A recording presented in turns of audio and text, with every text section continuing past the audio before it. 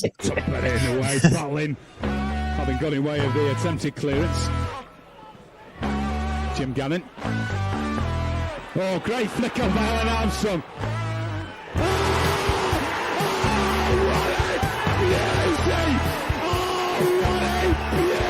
Piece against Bradford, but here's Warburton! Yes! Oh!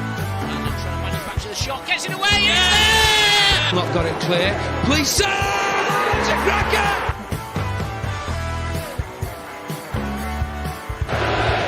Running Armstrong, played in again, and a superb goal!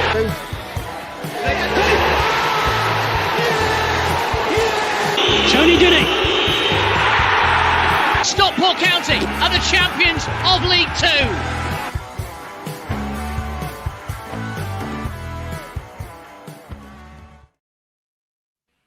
Hello, everybody, and welcome to this week's Bergara War, the Stockport County podcast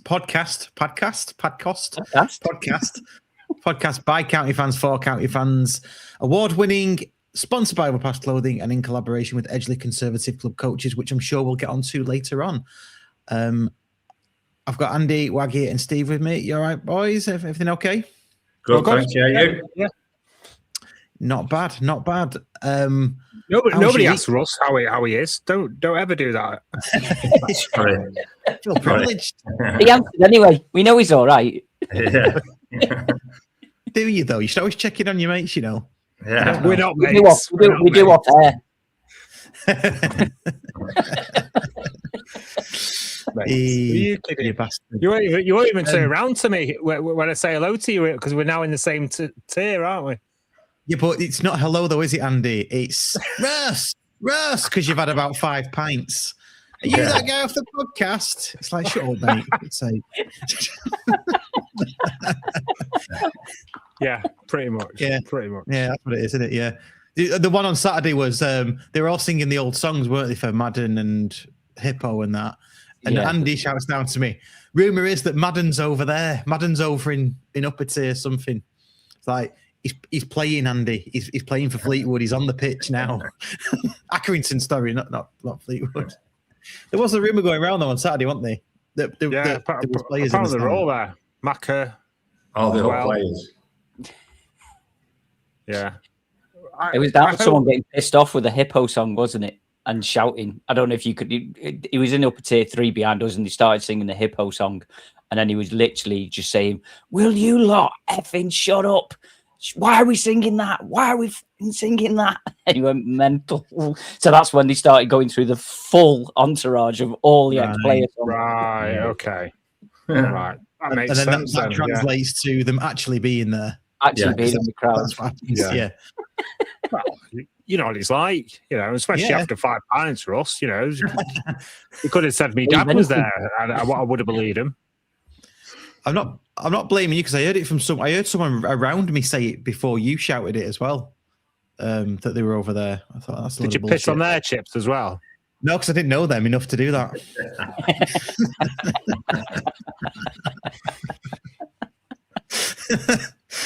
Evening, everybody who's joined us online. Please do get involved in the chat and all that good stuff. Please like the video as well. There's quite a lot of you online today, which is good. So evening to you all. It's Wednesday night.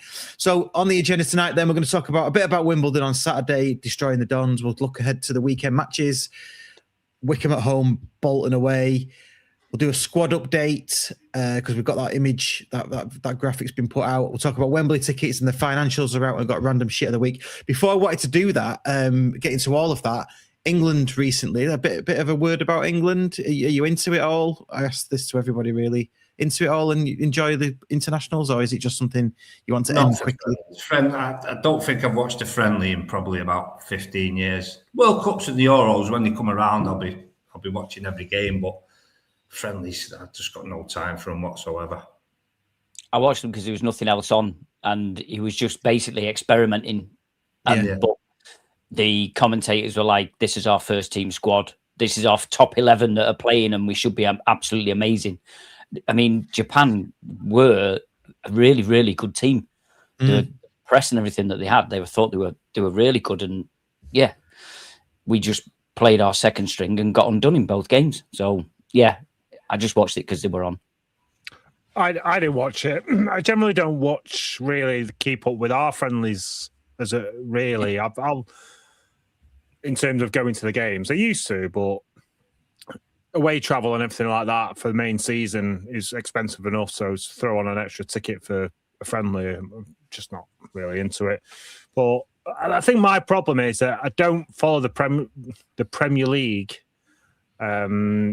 enough to know all the players. So I can get into it when it's the actual World Cup, but like the fringe, you know, when it's the fringe squad, keeping up with who's who and what have you, I'm just not really interested. You'd be brilliant at it with Football Manager. I know, yeah. Yeah, but I only play Football Manager 3 months of the year, don't I? When I'm Is that it now? Is your season over? yeah, my season's over, yeah. Plus, I'm watching Games of Thrones at the moment, so any spare time, I just absolutely hammer episodes on that. So, yeah. So you'd be playing Football Manager for 3 months, and then you're off on holiday for 9 months of Football Manager while you're actually working, and then you go back to on holiday but working Football Manager. Yeah, talking of full-time holidays, job, Andy. Talking about, I'm in tomorrow, and then I'm off for a week. It's been a tough first 4 weeks back, so decided to take a week off. Like being back at school, isn't it? Yeah. A few weeks in and then you're off. Even the teachers are jealous of Andy's holidays. Yeah. Very true, very true. But it comes with small sacrifices as well, though, doesn't it? Like not being able to go to Bolton and every away game, and Exeter, gutted. Really wanted to go to Exeter, but just the Wembley game was a must for me. So it was either that or do Bolton and Exeter, and I was like, it's just too much. I don't know how some people afford it. I really don't. No, it's a joke, isn't it? Yeah, it is a joke, and it's becoming very, very expensive, isn't it? I've got to pay for two as well because my lad's practically an adult, so everything's double bubbled for me. It's why I drive to a lot of them. Mm-hmm. If I go on the coach, it's a special occasion. That's a great place to start. Actually, is the Wimbledon game. Let's cover that now, and then go straight into the games coming up because it's pretty brutal now from here on in. Innit? It's like Saturday, Wednesday, Saturday, Tuesday, that kind of thing. Start off with Wimbledon then. For me, much better performance, clinical, although still a bit clunky, I thought. But yeah, get your lads' thoughts on it. What do you reckon? Well, first half, bizarrely, really, I didn't think we played that well. I thought we were quite poor in the first half, and obviously we scored in the first minute, same as we did against Northampton. You think we're going to kick on, and then we just seemed to give the ball away so much. And our second goal actually came from us giving the ball away, them having a really good chance, and us clearing it and just going up the other end and scoring. And it was almost to me like Wimbledon played with the freedom of knowing they're not going up, they're not going down. They couldn't really care less whether they defended or not. But when they were in possession, they were trying to have a go. So I thought it's obviously the perfect opposition for us at the moment. Yeah, I kind of got the vibe we were trying to be a little bit like Lincoln, where just let them have the ball a little bit. I'm not saying we're as good as Lincoln. Obviously not. I've been proved very wrong on that this season. But I don't know. I think once we scored the first goal, and what a goal! Wow, what a cross as well. I think once we scored the first goal, I don't think Wimbledon really threatened us at all, did they? Really, I didn't feel nervous. Yeah, I think Steve sort of mentioned it on the reaction pod, was that even though you look at the stats and everything, it was a really sort of even game. They had some really good chances, but I never felt they were going to score, or they never felt that they were going to come back at us.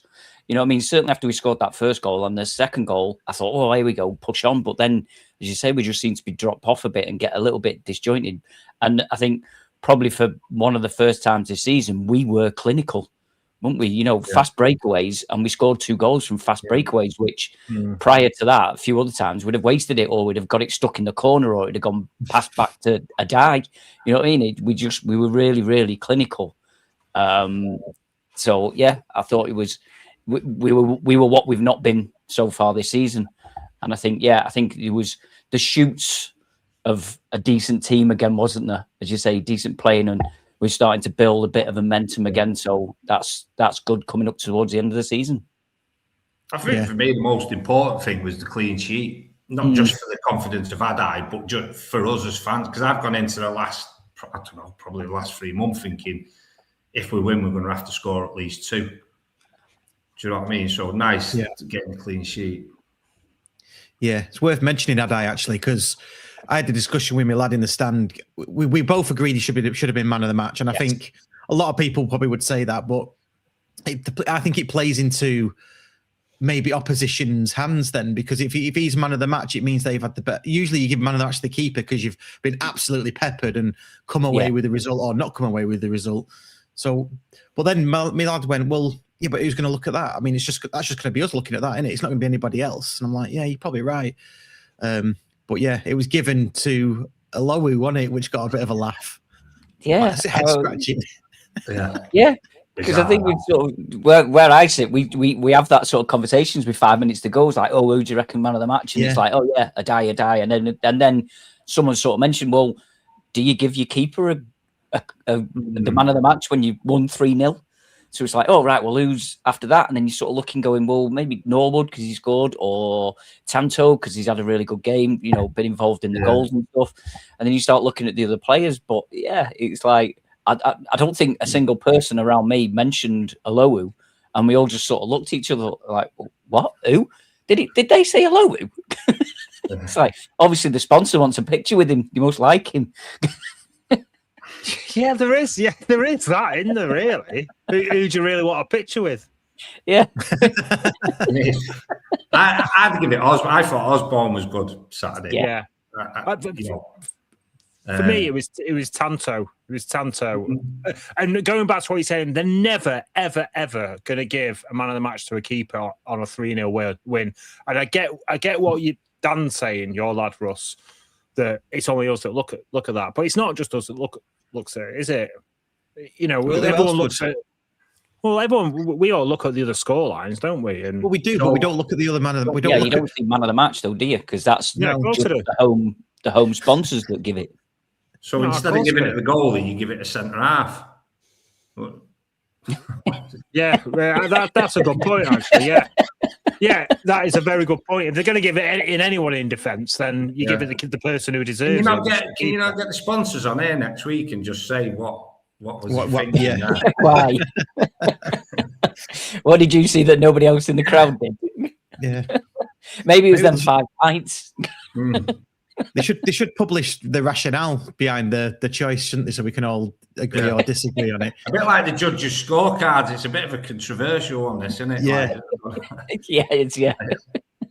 But to be fair, though, I mean, Adai, I counted 2 top saves and 1 which was decent as it for the cameras. Yeah. But didn't he say again? I think they said it on the reaction pod. I didn't see this, but I've not actually watched the highlights. But didn't Charlie scream at him for doing the one for the TV because he was going wide, wasn't it? And he just sort of went like a nice dive and just tipped it round, and Charlie was like, "You're going fucking wide. What are you doing?" Because he gave them a corner. So yeah, but I don't care.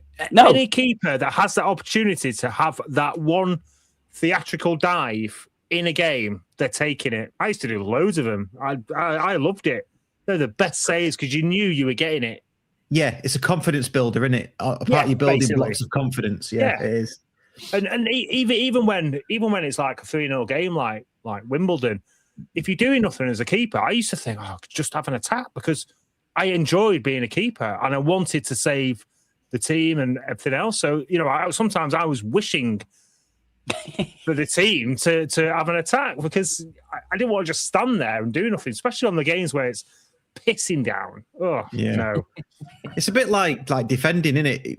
When I've played in defence in the past, if you know there's a good tackle on, you're gonna get it, and you've timed it well, and there's nothing on the game or anything like that, but you just go through the player and take the ball, and the player goes, and you're just like, yes, that's a really good tackle. That's increased me confidence a bit.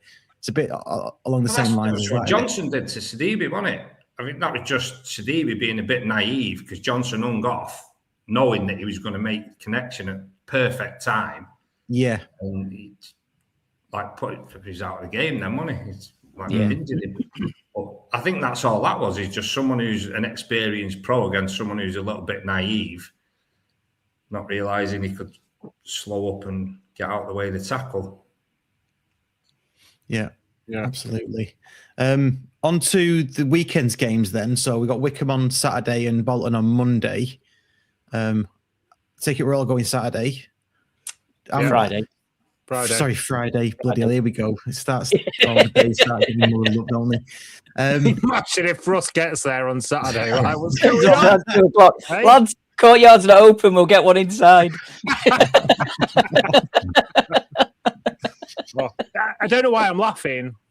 I genuinely thought last week's the Wimbledon game was 12:30 kickoff, and I had a meal booked in the afternoon for like 4:30. Because all the other games have been 12:30, so I just got added in my head that it was 12:30. When it's 12:30, I think it's 3 o'clock. When it's 3 o'clock, I think it's 12:30. I can't keep up.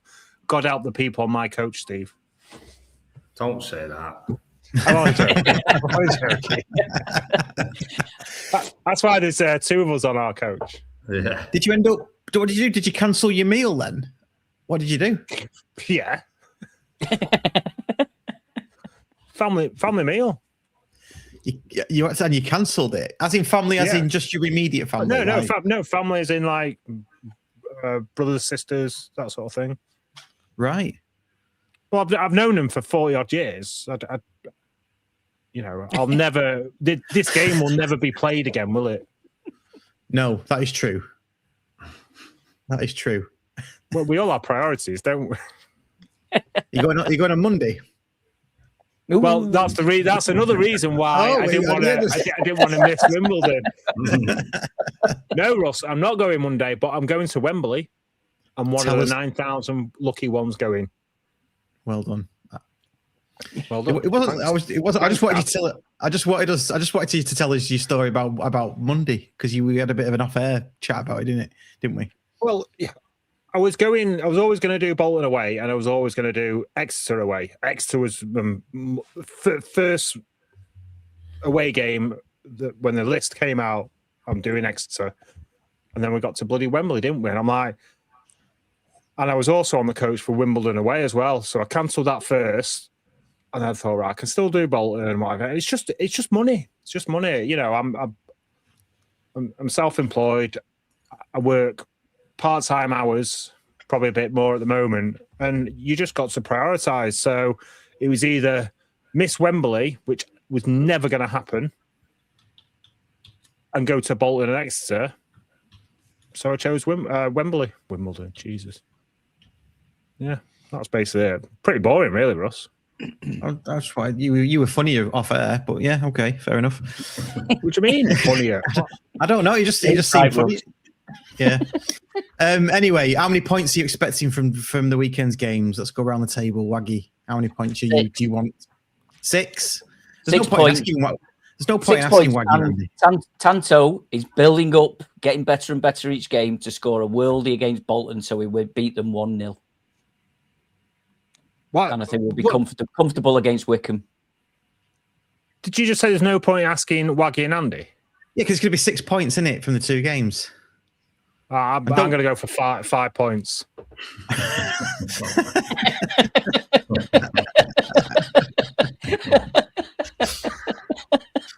Because if we draw, it goes to a penalty shootout. Right. Let's have someone sensible, Scouse. Yeah, 4. I'll go 4. We'll beat Wycombe. We'll get a draw on Monday. It just sets us up nicely then for the last half dozen or whatever there is after that. So if we're only going to get 4 points, would you prefer it to be 3 points against Wycombe and 1 point against Bolton, or would you prefer? Don't mind, because I think we'll finish third anyway, so I don't mind. Like either way, do you know what I mean? I'd rather get the 3 points first, because then you've got them. But if it comes the other way around, then so be it. I don't know if I want to finish third. I don't think I.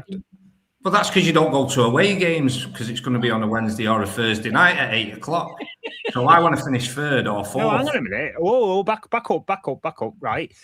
there's also a reason why I'm not doing Bolton and Exeter, because I'm also confident that we're going to, we're going to have a playoff campaign. So obviously, I'd rather save my money for that. Yeah, that pissed on your chips, didn't it? No, over to you, Russ. No, because we want to be third or fourth to get the second leg at home on a Wednesday or a Thursday night. But going away in midweek is bobbins. Yeah, I know, but although if you do win away in a playoff and a night game, it's meant, isn't it? I always think that the pressure is really on you on that home game more than if you're away. And let's face it, we play better when we're away than we do mostly at home, don't we? So for me, I'd like more. We flipped that around since Christmas, haven't we? Yeah, why don't you just agree with me? I can't even be bothered arguing. Just agree with me, right? So we generally play better when we're away from home. Yes. No. If you can't say anything nice, don't say anything at all. Yeah. Right, yeah. Anyway, moving on. So last season when we played Leyton Orient, it's already gone out of my mind. We finished third, didn't we? We played them away first. Was that midweek? No, we played on the Saturday, the away game. So that'll be the same this week. Right, and then we played the home game on the Tuesday or Wednesday, didn't we? Wednesday, yeah, that's right. Yeah, but they've changed it this time. Is that the first leg are both on Saturday? One's at 3:00 and one's at 8:00. That's right, yeah. Whereas last year, I think it was Saturday and a Sunday, wasn't it? Sunday, yeah. Yeah. Actually, I've changed my mind. I want to finish wherever that Saturday game at 8 p.m. kickoff is, because that's just an all-nighter then, isn't it? All the way we'll through. have to finish third or fourth then. Right, well, for third or fourth. I don't know which one it is. I think fourth. If we finish fourth, that fourth gives and us fifth an away game. the late kickoff. The late kickoff, I think. Yeah. What do you think this weekend, Ross? Thanks for asking, Scouse. I really appreciate that. You're a good podcaster, you. I like it. No, I think whatever happens this weekend will set the theme for the rest of the season, because we've got the easiest running on paper, I believe, haven't we? So, and I think it'll set the tone for the playoffs, because I think if we say by, I don't know, get 0 points because Wycombe do a number on us because they did it last season, Bolton beat us because they're capable of it, then it could be a bit of a damp squib. But I'm hoping. Right, Keir Starmer, answer the question. I am coming to the answer. Where are your hands? Don't you shake your hands? Don't politicians shake their hands when they're I'm answering the question. For fuck's sake. How many points? 4. I hope we get 4. Sorry to interrupt, Russ. Sorry to interrupt. This is a reason why we don't ask Russ questions. I'm interested to know the answer. Yeah, and the reasoning behind it. What do you want? 2 points. Right, let's move on, shall we? Okay, moving on. What sort of a podcast is this? Good job, I'm here. Anyway, I reckon 4 points. I don't care where they come from. Both could do both. We could win both. We could draw both. Quite honestly, with you, but I think it's more important that I think this weekend's really, really important because of setting the tone for the rest of the season and probably the playoffs. Because if we prove we can get points against Wycombe and Bolton, 4 or 6 or whatever, that I think psychologically into the playoffs, that's a massive boost. Is that all right for you? Or did you want? That's really well put, Ross. Answer. Hey, did you want a kiddies answer? That was really well put. Don't get shirty now, hey. Well, Dummies out, toys are flying around the room. No, he's just can't. You really don't want to hear me go woo on air, do you? Oh, I think it was more being called a politician than anything else. Yeah. Squad update. Hoskonen out for the season. Not much of a shock, is it really? I mean, yeah. I don't know whether to be sorry for the lad or what. I'm not really sure what to think about that. I don't know about you. I don't know what you think. Or is it nothing? I guess. Same. Yeah, it's just one of them now, isn't it? Like, it doesn't even register. Like, we've not seen him, so we've got no idea whether he's any good or not. It's just.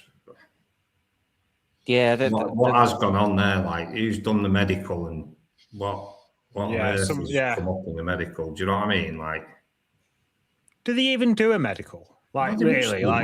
They must do. But okay, does anybody know what they do in a medical? Medical things. Oh wow. Okay. Thanks, Waggy. And yeah. No, well, somebody must know. Like, yeah. Well, I think isn't the rumours going around that something was lost in translation, that he wasn't supposed to do sprinting or running and stuff, and the first day he was in, he was doing running, and that's what's aggravated something that was underlying. I don't. You say you don't know.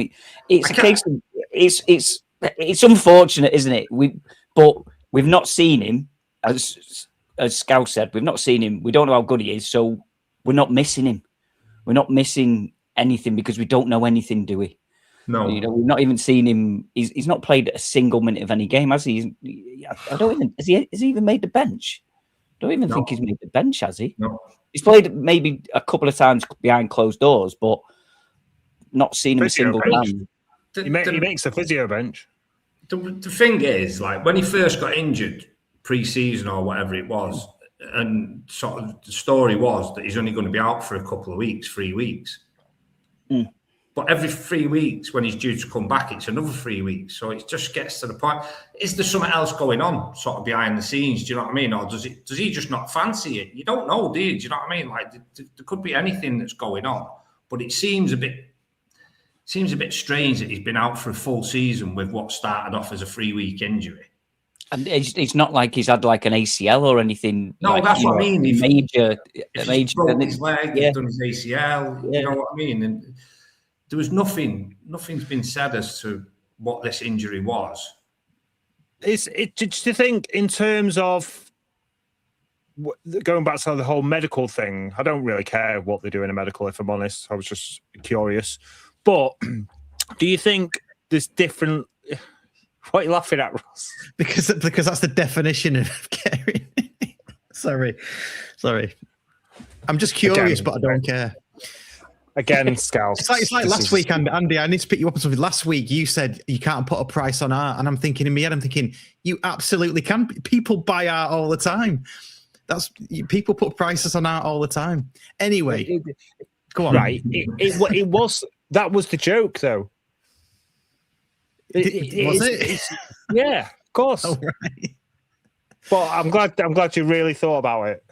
I did. It's been playing on my mind. And it's been bugging you ever since. For a full week. So, going back to the medical thing.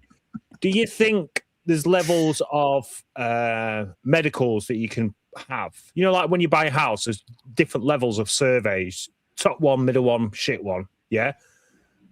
Do you think there must be something like that with medicals where... even if there is, we're in a position now where off the pitch, we're in the best position we've ever been in. So there's professional people in place. There's people that, we've never heard of, or, like we've got sporting directors or whatever. We've got director of football. And it's not like 10 years ago where it would just be some fella lay on a bench in the middle of Castle Street and going, yeah, sounding. Yeah, yeah, that's true. I'm pretty sure there would have been like a really sort of in-depth medical. But somebody's just mentioned on there that one injury can lead to another when you're working with top athletes. But come out and tell us what it is. Do you know what I mean? Like, don't just keep like, it's almost as if he's been sort of brushed under the carpet now, and like nobody's really prepared to mention him from within the club. So to me, I don't know, I'm just guessing at it, but there's something else that's not being said. Yeah, it sounds like it's something underlying. John Billsbury of our parish says there was a long video of the moth, who I assume he means R2 Hoskonen, getting a very thorough medical. I don't remember that at the start of the season, but I'll take his word for it. Yeah. So you think it'd be good enough? The person that's probably going to be the most annoyed, apart from Charlie and the coaching staff, probably Mark Stott, because he's a Finnish international. And we've had to pay his wages for all this time, and we're not getting any value out of him. That must be the most frustrating thing from a club perspective. I've heard he's pretty good in the courtyard, so it's worth his money there. Right? Yeah. Yeah. When the guy asked him, hopefully he'll start emceeing instead of the Foodie Friday guy. Yeah. well, the Foodie Friday guy was asking him what is reindeer in Finnish, and have you ever seen one, and things like that. You know, all the hard questions. so yeah, bless him. Should get him on here then. Yeah. Oh, sorry. John Bilsall says moth equals mothersill for the. Yeah. Okay. There you go. So they must go through an incredibly detailed one, I would have thought. Barry's back in training. Oh, well, he did the open day session, didn't he? Was that his first sort of run out, I think? His first day back with us, wasn't he? He was back with us on Monday to start training. So, yeah, I mean, that's a positive. If we actually see him play in a county shirt, that'll be another positive.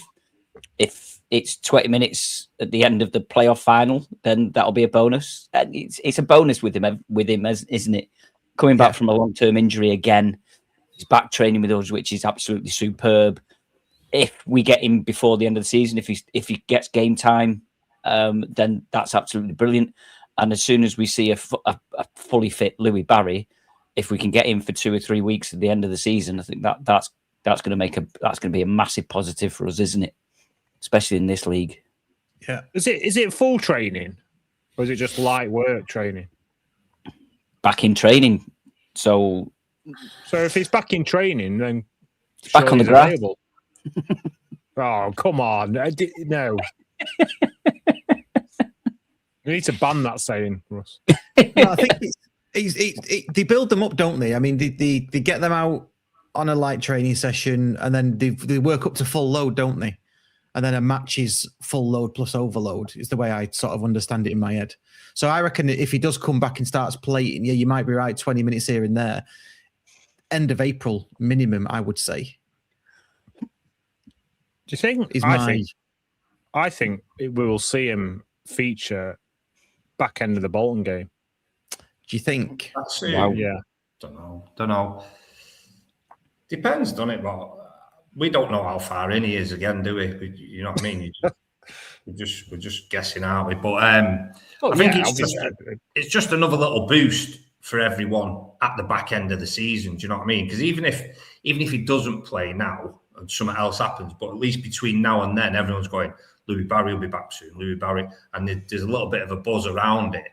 But like for my thing is like, fortunately, we've won a couple of games. And there's not as much clamour as there would have been if we hadn't. Do you know what I mean? Yeah. So I think the pressure's off him a little bit, which is nice. But I think he'll play. I think he'll play sort of the last from Exeter onwards. I think he'll be ready to play. Yeah. Few comments coming in. I just want to pop some of these up. We've got a question. I'll save that for a minute. But Andy Bullock, just going up to the injury, sort of coming back.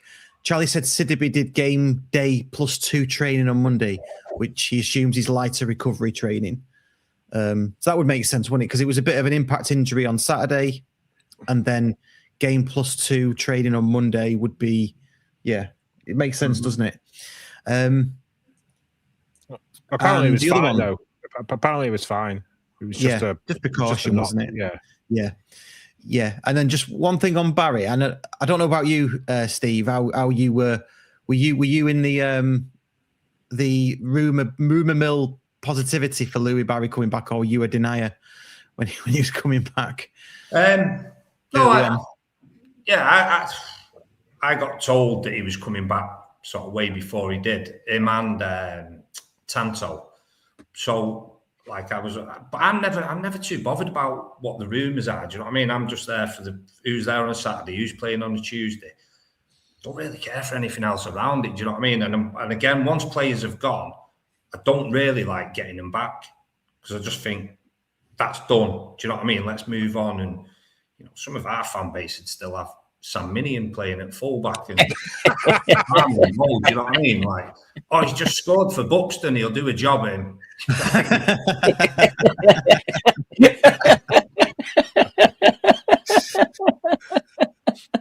Yeah, because of that, it leads into I'm sick of hearing. And he's a lovely bloke, really is a lovely bloke. But Sars, every time that we lose a game and we're overrunning midfield, it's like, oh, look at Sars, and it's always when Sars scores, isn't it? You know, should have kept him. Yeah, but we didn't. Yeah. We didn't keep him. We had our reasons why we didn't keep him. Exactly. Even Sars himself at our event night sort of was gutted that he left, but understood why.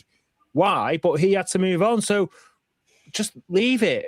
Leave it. So, yeah. I think sometimes people don't understand like the bigger picture of a football club, do they? Do you know, like they just want to. Obviously, we all want to win every game we play, but you know, when you look at the financials, like we're going to do in a bit. They've lost £9 million this year, so there's a reason why those players are moved on when somebody offers them a bigger and a better contract. We're taking business decisions rather than decisions based on what the fans want, which is good. It's good. That's where we should be. We could easily have given Horsfall and Sars the contracts that they wanted, and had another 18 months of progression and getting promoted to the Championship.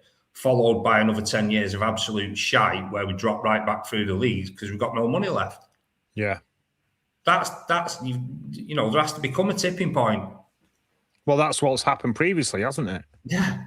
And we've literally dropped right down the leagues because of the similar scenarios like that. So I'd rather just bide our time, get players in that can do a job and get an absolute... what's the saying? Marquee signing every now and again, and do it the right way. Yeah, because I agree. Yeah, is it worth touching on the financials now? Since we've sort of moved on to it, I'm going to share some AI slop if I may. Do I have to read it? Careful. Careful. Don't have to do anything. I know. Don't have to do anything. Oh, there was an issue with the file. Oh, no. Let me try it again. Oh, no. Does it? Perfect.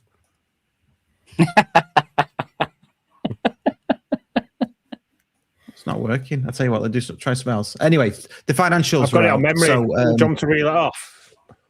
Yeah, do you know it? All? Yeah, go on, then. Yeah. County, 9 million loss. Yep. And? That's all I read. Oh, right, okay. There is done and dusted. Financial covered by Andy, our resident financial advisor. Where's he gone? All right, here we go. There we go. You don't need me. There we go. Some AI slop. I've checked it. It's all correct apart from the year we were formed. It wasn't 1924 in the middle. It was 1883, obviously. So I don't know. It's got. Haven't you got smooth hands, Russ? Yes, haven't I just used oil of Ole? So yeah, on the left, it's up to 2024 numbers. So what I did a bit of a comparison between the two. So we lost 7 million the year before, and we lost 9.2 up to the end of June 2025. So yeah, that's your £9 million loss. And Kieran Maguire tweeted it as well. Tweeted it today, didn't he? Saying 30 million. He said 30 million losses since 2010, but the company's called Stockport County Limited 2010. Obviously, Stott's only been here since 2020. So really, it's 30 million over 5 years. So that was incorrect from Kieran Maguire. What do you make of it then? There's lots to go out there. What do you think? I mean, you can see here the total employees has gone up by 30%. So that's obviously an outlay. My overall take on this is it's investment to become a bigger club overall. That's the bigger picture, which it will happen. The only thing that's in the back of my mind is what is Stotty's exit strategy, because he's never revealed that yet. Well, he was on the podcast with, what's the guy that owns Peterborough? He was on there, wasn't he, about 3 months ago? Yeah. And he was saying like he'd lost about 30 million since the time he took over, or he'd spent about 30 million pounds. So I don't think, obviously these figures aren't like anything alarming to him, because he kind of knew that was going to be the case. I think like how sustainable it is if we stay in this division, I don't know. But then the problem is, if we go up, those losses jump up to sort of like £25 million on average a year for teams in the Championship. So there has to be an exit plan. But also on that thing with, is he called Darren McAntony? Is that his name? Yeah, that's his name, yeah. He said that they've also now got another 5-year plan, which sees Stockport County in the Premiership. So, do you know what I mean? I think he's here for a while yet. But if anything out of the ordinary happens in the next couple of years, then we don't really know how invested he is. But the thing is, again, the infrastructure now around Stockport County is massive because, they've just taken over Woodley Sports, which has been put on the back burner, but it will happen eventually. They've put in the planning permission to build a load of houses down in Cheadle Hulme. So it's all part of Mark Stott ingraining himself in Stockport and the whole sort of culture of the area, for want of a better word. Do you know what I mean? So I think he's here for a while, but it's just how much money he's prepared to lose in the meantime. Yeah. And I think, as you said, it's a 7-year plan, isn't it? So if we go up this season, we're a year ahead, aren't we? Because it's 6 years since he's took over. So I think that getting to the Championship is that big thing because possibly not necessarily an exit strategy, but he's got people there waiting that will say, well, we'll invest when you get to the Championship, because as we've said, that's another level up, isn't it? You're not buying £1 million players in the Championship. You're buying 4, 5, £10 million players if you want to be competitive, if you want to be up there at the top. So it's only going to increase, but if you're in the Championship, you've got a lot more media exposure, and your financial stuff that you get into the club is a lot better. So your investment into the club can help as well. So as you say, it's how much he must have a figure in his head and said, right, I'm willing to put this pocket money away to invest into the club that will get us to the Championship. And as you say, we lost 9 million, 21, but he's wiped it off, hasn't he? He's not. If he officially walked away tomorrow, we wouldn't be fucked, basically, would we? No, we wouldn't be, but it wouldn't be long before we were, because you've got all the operating costs. You're saddled with all of that, aren't you? But he's investing and all the things around it as well. I noticed the turnover was up as well, wasn't it? It's not on here. I'm just trying to find the turnover figure. The turnover figure went up, and something like 90% of it was from the borough, for people sort of within the area. So by doing all this locally with Stockport Sports Village, the education program, all of the community trust stuff, the goodwill is showing to charities, the kits for county, the NHS, all that kind of stuff. It's all for this community, and for that you grow a fan base that's sticky. They stick by the club. They don't just come because it's flash in the pan and then disappear later. So the longer he's here, he's going to build that up, and he's obviously, you can see it, can't you? He's genuinely building it up to be a Championship football club. That's what he's doing, and possibly maybe flirting one step above that. I think it's only what happens on the pitch that isn't already at a Championship level. I mean, when you look at the training facilities and stuff like that, phenomenal, isn't it? Really, compared to what we had not so long ago. But like I say, it's the whole stuff around the schools and stuff like that. There's so much going on that Stockport County are involved in now, in and around town. And with the kids, I think that's the only place really at the moment where they've taken their eye off the ball a little bit. I think they'll get the kids, but I think there's a whole lot more that they can do that will secure the next generation. Yeah, this is probably the quietest I've been on a podcast since being involved. I haven't got a clue what's going on. No, to be fair, everything that you've all said, I agree with. So I can't really. So we were talking shit then, weren't we? Well, by the time it got to me, it was already covered, wasn't it? Yeah. I just want to. I chatted to Kieran Maguire probably this time last year. I don't think the financials were out this time last year. Just going to play a little clip, 40 seconds long. I asked him about Mark Stott and should we be worried? So if anybody's worried, then hear what Kieran Maguire's got to say. But football is different. Football is an emotional investment. Football is part of your history and heritage and identity of being part of Stockport, and it's the same in the case of the club present with the owner.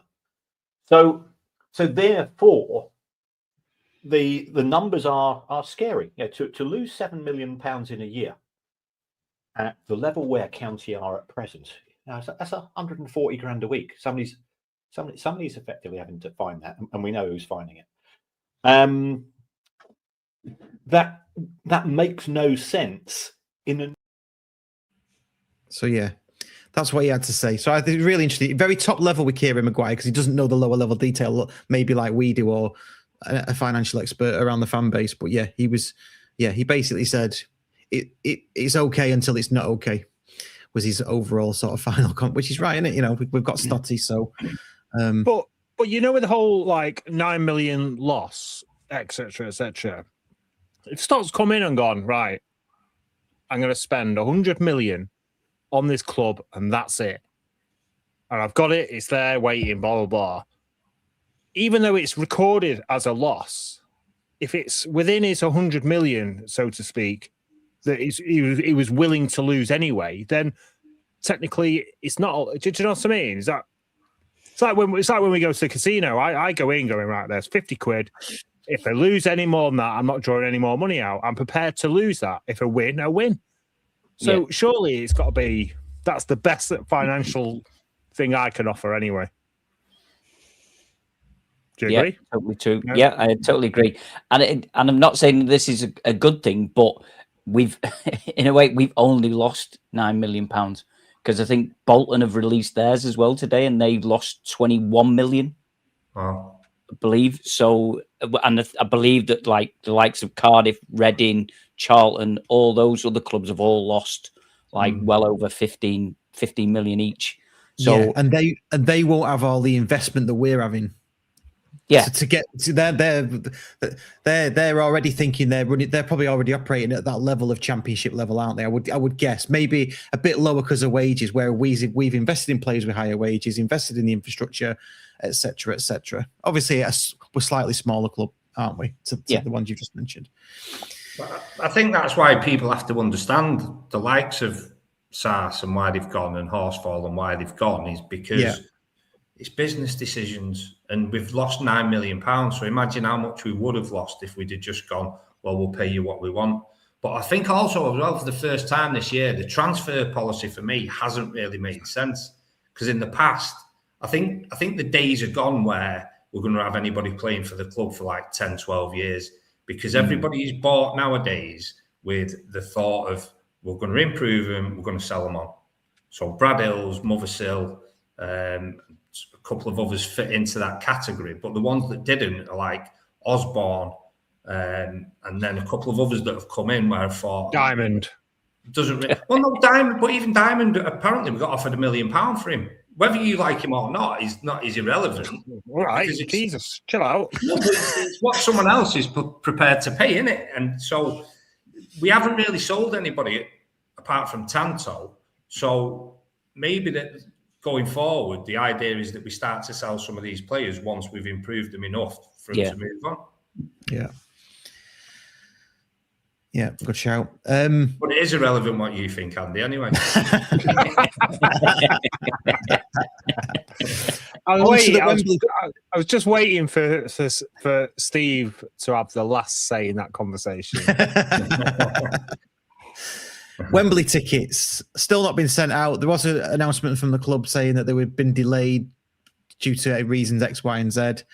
Didn't really want to talk much about that, to be honest. I mean, it's a bit annoying, but we're going to get them. It's still a week on Sunday, isn't it? And the digital anyway, so it's not an issue. Anyway, so they can arrive at 9 o'clock Sunday morning, can't they, before the game? Yeah, I think at our end, they could just open the gates and then the stewards go, "Where are you from?" Stockport, yeah, go on. just have Greater Manchester Police stood there and just listen to your accent and like that. Yeah, struggling for somewhere to sit. I saw something following on from that, Scouts. There's someone, I can't remember who it was, but it's a great tweet on Twitter. And it was basically saying that Stockport's allocation was 10,000, so we're only 1,000 short. Luton's was 35,000, and they're 4,000 short. So pull your finger out, Luton. It's a bit of a piss poor performance based on numbers. Yeah, we've sold 90% of ours. Do we know what the latest figure is for County selling tickets? I mean, it must have gone up since the 9,000 reported last week. Don't know. They've not said anything, have they? They've not come up with a big 10,000 banner or anything. So we're still banner. What do you mean a banner? Like, well, it'd be a big thing on Twitter, wouldn't it? Like, whoa, we've sold 10,000 tickets. There we go. I don't think they're going to do that. Even if we do get past 10,000, I think we'd have to do something like 15,000, which I don't think we're going to take anyway. So, you know, it's one of them. And I don't care. It'll be a great day out. I'll be with people that we know and we see week in, week out. So we've already covered it. I'd rather be there with loyal fans that I see every week than, you know, day trippers. Day trippers. Yeah. Quick one from you, Steve, because obviously you coordinate the Edgeley Conservative Club coaches. What's it been like organising 13 coaches? Manic. So we've got 13. I think Bredbury have got sort of half a dozen. And I don't know how many the finger posts have got. And then the club have done their own as well, haven't they? The Beeline ones. But yeah, they're sort of working out the logistics of 13 coaches is a bit of a nightmare because we're doing a New Mills pickup as well. But we don't want a coach that goes from Edgeley to Offerton to New Mills. So we're trying to work it that it's basically just 2 stops at the most. A couple will just go direct from Offerton. You get people like Andy saying, "Can I sit with my mate?" and like, "Can you make sure my mate's on our coach?" And then his auntie's like, "Dogs coming, so can we sit with them?" And right, he's full of shit. For everyone that's listening, he's full of shit. Because I even offered to be a steward because Scouts asked me on another trip a few months back, and Scouts actually said, "Let me know the people that you know that are going on it," because it makes sense for me to be on people. Do you know what I mean? And to Paul's message, I think I've touched 9,000 less Andy's coach. That doesn't bode well for Waggy because he's on my coach. No, you see, we've got a very good theory for this, is that there is 54 people on our coach who are going to steward Andy to get us there. All right, okay. Yeah, so I mean that's it. We've got a steward on each coach. We'll liaise with the drivers before. We're going to have to stop on the services just on the toll road, which gets us a free pass through the toll road basically. And then it's just direct to the ground, pink car park, which will all be sort of like communicated to the people that are on the coaches. So yeah, fingers crossed, all goes well, and we're there again in about another 5 or 6 weeks' time, or whenever it is. Yeah, and this is a dress rehearsal for it, so you'll have it all the process nailed down, won't you? For it. Oh yeah. Apart from, I'm not asking Andy again. No, it's fortunate really because I have Paul as well working it like with us. In the background, he does all the stuff on Eventbrite, so it's just like a link that goes out and people book on the link, and if they miss it and we're full, then unfortunately that's just the way it is. But as it stands, we've had a few cancellations like today anyway, so there are still a few seats if anybody out there is looking for transport. Yeah, all the links are on our website, scarfbergara.co.uk. ECCC is at the top of that list, so just click it through there and you'll get to it. Just a quick one before we get on to random shit of the week. What do you think of the Wembley publicity so far? So John Bilsby says, 1 tweet so far, but don't worry, here's a video about a game against Doncaster in the 30s, which that video is very good, actually, by the way. Superb video. More of that content, please, County. But yeah, Wembley publicity, disappointed or understandable? Disappointing. We're in a cup final, aren't we? you'd have thought that again that they'd have been throwing it out there, telling, because I didn't even realise that they were actually putting coaches on. I don't think I'd seen any information around the club actually putting coaches on, or any prices or anything around what they were charging or anything like that. So, yeah, I think it's been a bit poor, the media, for it that we're going to a cup final. They should have peppered it, shouldn't they? They should have tried and talked to players and said, if you've been to Wembley before, what was the experience like? Or players that haven't been, just like interviews and stuff, and just trying to create a bit of hype around it. I think getting that right is difficult, though, because if they get it wrong, it becomes cringe, doesn't it? Do you know what I mean? And with social media these days, every other club will just throw it right back at you. Like, say, if we do put a thing out saying we've sold 10,000 tickets, how many times is that going to be sort of like thrown back across social media platforms? And, Stockport sold 10,000 tickets to Wembley. Do you know what I mean? So, it's hard to get it right. But, yeah, they probably should have done a little bit more. Do you think they kind of just expected us to sell more instantly? And then by the time we weren't selling more, it was kind of too late. It kind of looks like an afterthought kind of thing. I'm not disagreeing that they should have maybe done something right at the beginning to sort of boost it. But also, going off what you've just said there as well, Steve, all the stick that we've been getting from Luton fans, it's going to come full circle when we beat them.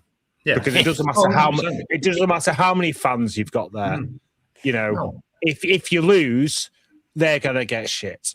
Yeah. Off every 9,000 fan that's going. Yeah, absolutely. Yeah. And what I'll say on the back of it is, off the back of Wembley and when with the coaches, we obviously played Wimbledon Wednesday night straight after it, and then Exeter the following Saturday. So we're aware, obviously, of the costs, like Andy said earlier, with the coaches. So we've done Wimbledon at 30 quid on a corporate coach, and we're doing Exeter at 35 quid. So just to try and, because the people that go to those games are the people that will go up and down the country regardless of where we play. So just as like a thank you to them, is like a little bit subsidised. And then going forward next year, what we're hoping to do is get a couple of season tickets in corporate, where each week somebody on the coach will get those 2 tickets, and then we'll take their season tickets for the game. So just about giving a little bit back as well. Do you know what I mean? Yeah, absolutely. No, it's nice. Really nice. Okay, let's finish up with random shit of the week. There's a couple of questions in the chat that we're not going to get to about playoff versus cup final and signing Barry, but we're going to have to run on to random shit of the week. Random shit of the week. Random shit of the week.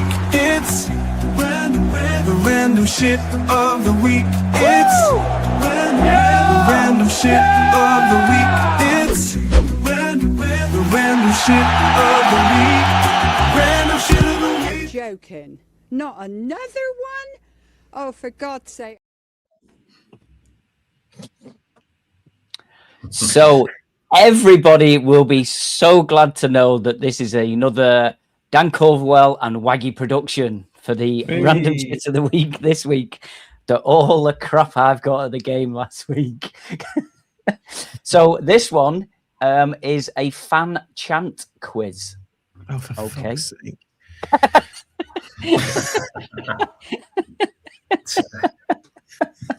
Just what the fuck?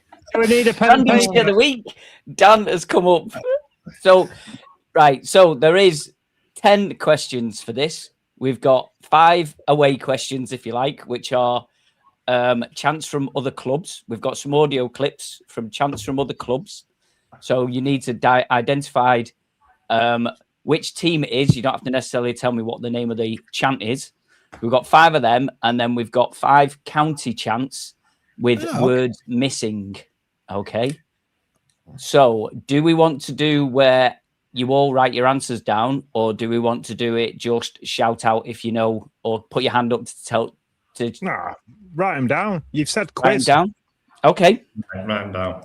Everybody can join in at home. If you're listening at home, you can have a shout at your radio, whatever it is you listen to. Don't be writing on the coach guest list, Scouts. We don't want 50 people go, yeah, my name's You'll Never Walk Alone. That's going to be one, isn't it? It's good. Do you really think that Dan Culverwell is going to be that obvious? Oh, good. Yeah, true. Oh, is it just going to be... Right, Did you listen to last week's? Yeah. It's going to be like Buxton. Yeah. Oh, shit, that's number 4. Right, are we ready? Yeah. Here is your first chant. I will play it. I can't see how many times it repeats, so I'll just play it a couple of times, let you listen to it, and then if you need to listen to it again, I will replay it. So here's your first chant. Can you hear that?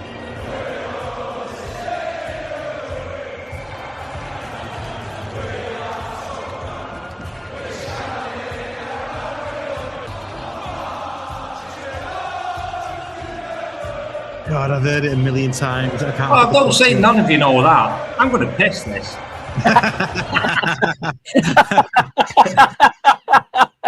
I could have told you to cut that after about 2 seconds. There we go. Okay. Are we okay with that? Are you ready, Andy? You're not fall asleep, have you? No. Right, here's number 2.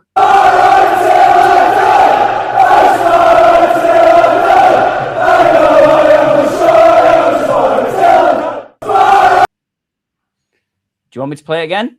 Yeah.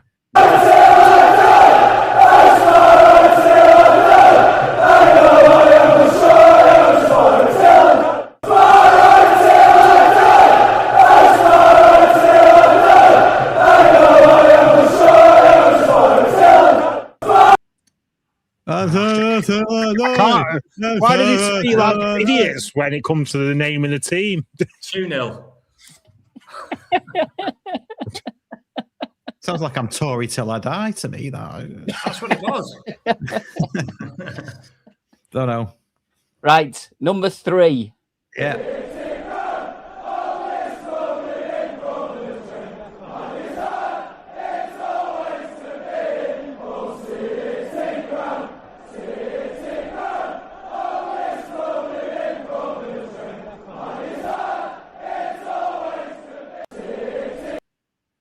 Right, I got that Okay. one. Yeah. And number 4. Buxton. This one's a bit quiet. It's like you turn it up a bit. Now, I've got that on full. So what I'll do, let me... No, I've got it. Don't play it again. I've got it. Is that better? Yeah, carry on. I hear anything. No, because it's got off.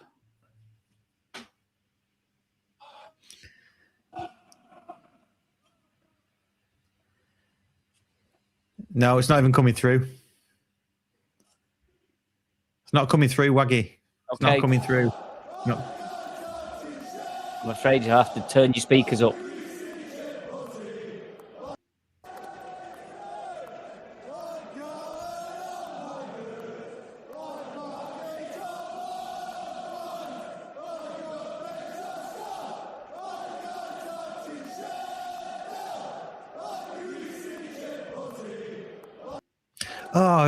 Oh, for fuck's sake. Who sings that? Do you want to hear it again? No, I don't need to hear it again. Andy, you're very quiet there. I'm never going to get that one. I think, no. I'm going to kick myself when the answer to that one comes out. Okay. Number 5.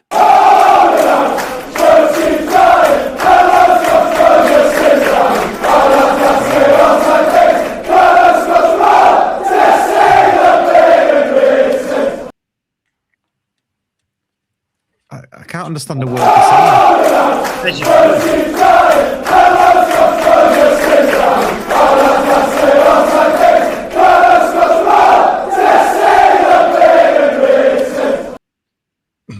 Not got a clue. A drunken mate sang that to me once, and he supports that team. So I don't even know what they're singing, but I just remember it, the sound. Right, Just like that guy on Twitter that I saw. I know this is going completely off piece here, but he can identify a footballer for Reading or Ipswich can identify what Grand Prix circuit just by the sound of the car with the braking and the acceleration. Right? No. Did you see that? I've not watched it. I've seen a 10-second clip of it. So yeah. But them, I mean, fair play to you to Scout, because they just sounded like muffling to me. A lot of that. That's what it just sounded like. I might have them all wrong. well, I doubt it, but honestly, it just sounded like muffling to me. Because I'll be smug as fuck if you have. Right, so get the other county ones. Watch one of them. Depending on who's singing these, you won't understand the word of this either. Well, I'm not going to sing these. I'm just going to read them out because this was originally supposed to be Andy that was doing the random shit of the week today. So I think Dan specifically made this so that Andy was going to sing the chants because he starts every song off at county. So that was the logic behind it. So he tells us. So he tells us. So I'm going to give you a county chant and there's going to be a bleeped word. So all you need to do is tell me what that bleeped word is. Okay? Everyone understand? Yeah. So we will always follow county to all games far and near. And at Edgeley Park, we'll sing those songs like my father loved to hear. We'll raise our blank in memory of the games he loved to see. And at Edgeley Park, I wear the scarf that my father left to me.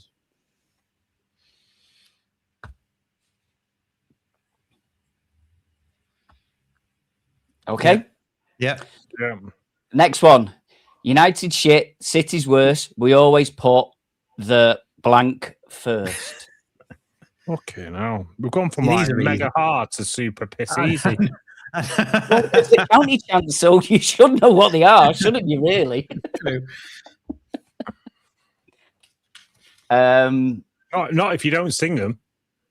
No, that's true. That's true.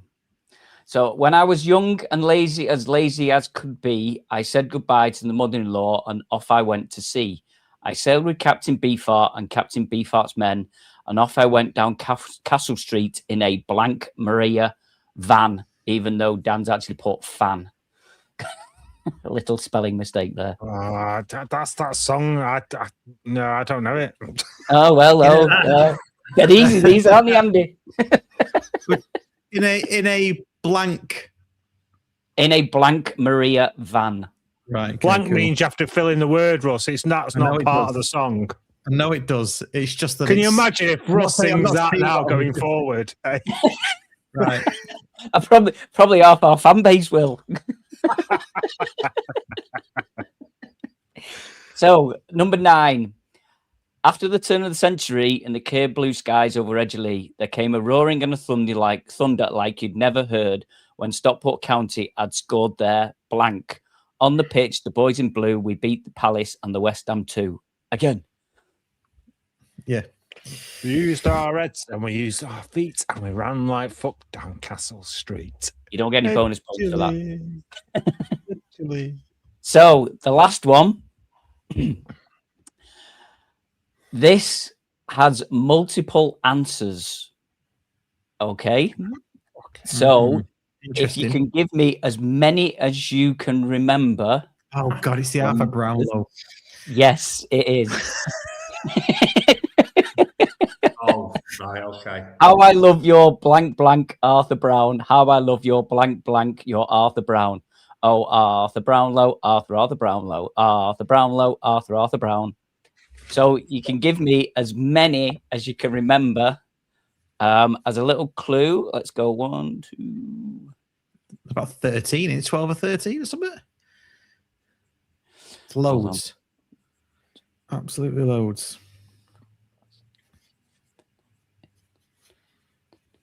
Dan's put 11. Right. So I suppose that's your tiebreaker. It's not going to be a tiebreaker. Steve's got probably 9. Well, if you get a few of these, you could drag yourself back.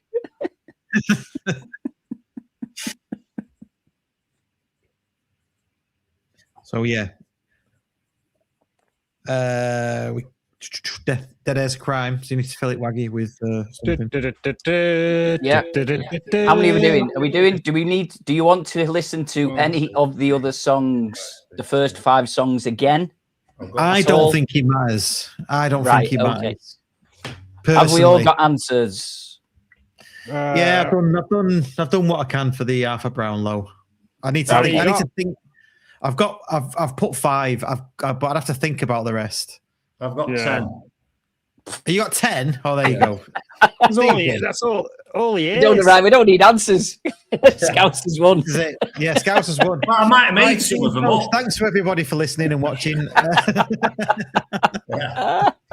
You don't get a point per answer, surely. For the Arthur Brownlow, yes, it's a point per answer. No, surely it's 1 point if you got some and 2 if you've got all of them. No, it's 1 point for each. I did say that, Andy. Scouts has won anyway. Oh, I've got 11. I've got the other one. There you go. There you go. Oh, looking at my phone. I've got it. No. Do you want me to play the chant again and then tell you the answer, or just tell you the answers? Oh, for completeness, for award-winning podcast quality's sake, I think you should play the chant again, even though it makes no fucking difference to me. Right. So the first one.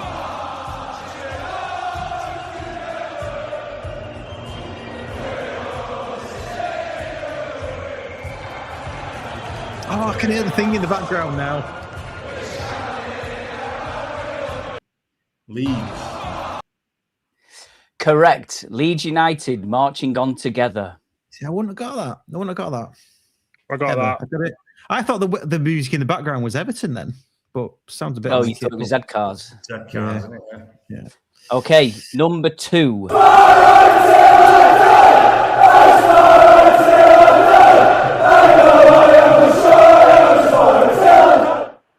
Sounds like Twilight Till I Die. I Write Till I Die. Oh, Chesterfield. Right. Chesterfield. Next one.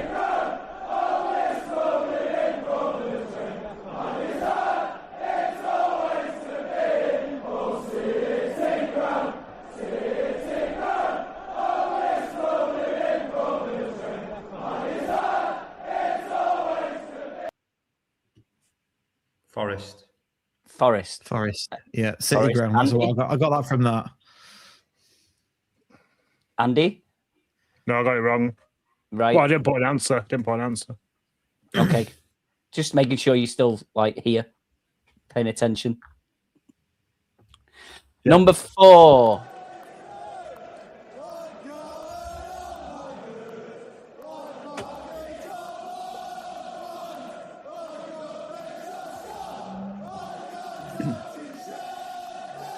What was that one?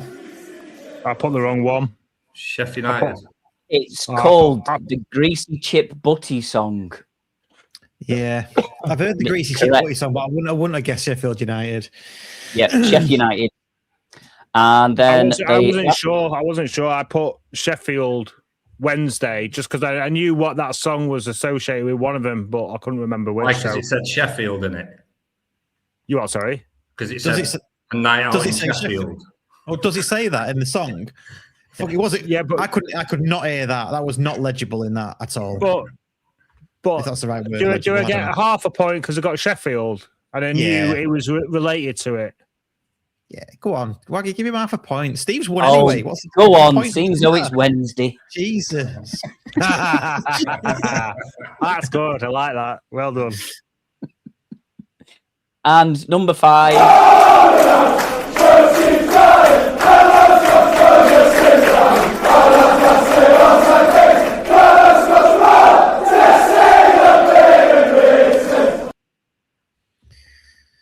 Not got a clue.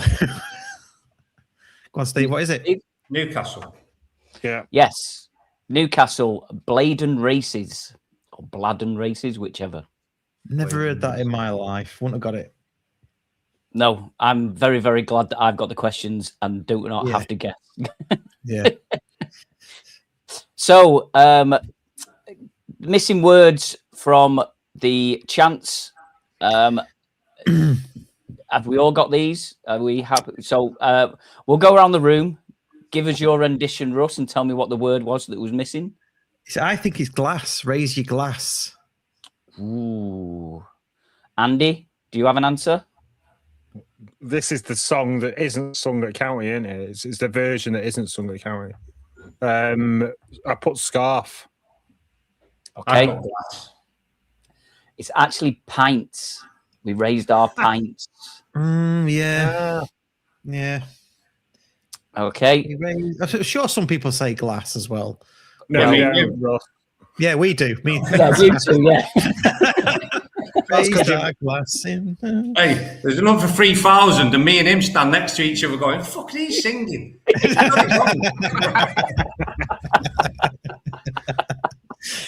Number 7, United shit, City's worse. County.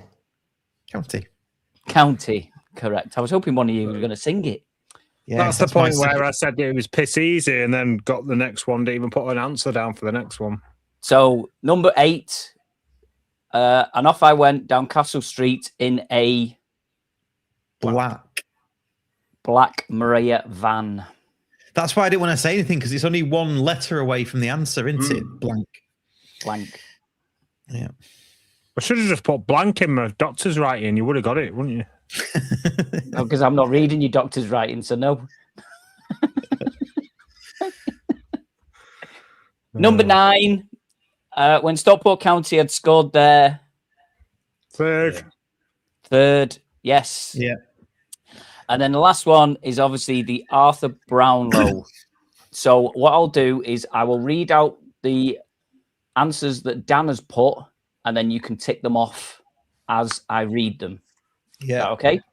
Yeah. So he's put knobbly knees, bare belly, swinging tits, double chin, brr lips, 2 buck teeth, broken nose, 2 cross eyes, furrowed brow, straggly hair, pork pie hat.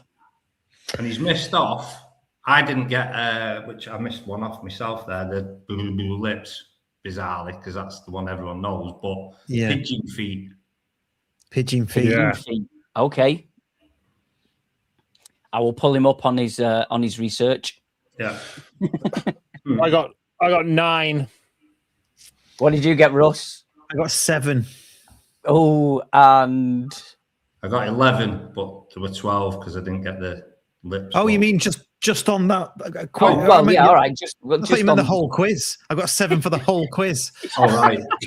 I don't know. I've not got enough fingers to count how many I got right. Oh, 14.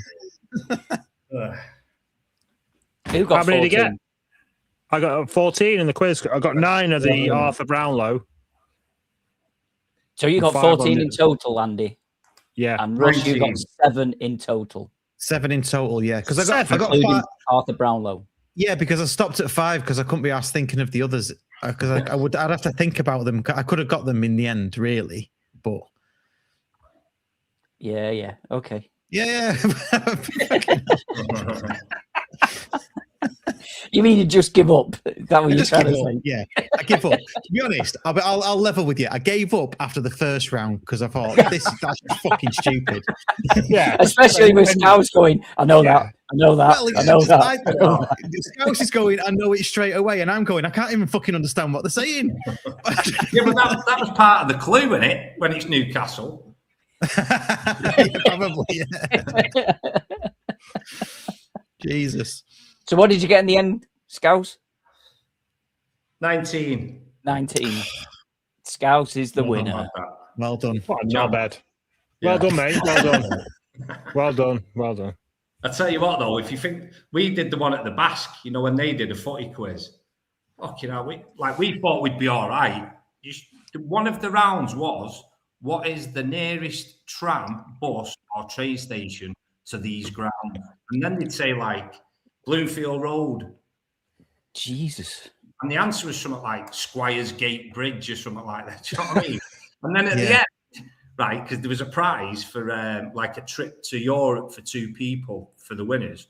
And wow. That's what I mean. But like there was a table at the end, and that was just one of the rounds, by the way. And I think there was like 8 rounds that were all like equally as difficult. And they got like 4 wrong all night. There's fucking no way. Honestly, Google. It was just like Google is your friend. Yeah. There you go. Right. Good quiz. Good quiz. Looking forward to next week's. I really am. Really, really am. Right. I think we'll wrap up there. It's been an hour and 20. Cheers for coming on. Steve, cheers, mate, for coming on. No, it's not your first time. Cheers for that, mate. Andy, Waggy, see you on Saturday, Friday in the courtyard. I'll see you Saturday, Rocks. Don't worry. See you Saturday. It's in there now. Saturday's in there. That's gonna fuck me right up, honestly. Right. Cheers to everybody that's watched live and everybody's watching on YouTube. Please do give the video a like before you leave. That would be really, really good. Subscribe if you haven't already. And do rate and review us on whatever podcast player you're listening to us on. Go to our website, scarfbergara.co.uk for all of our other videos and all of our links. We'll see you all on Saturday in the courtyard. See you later. Cheers.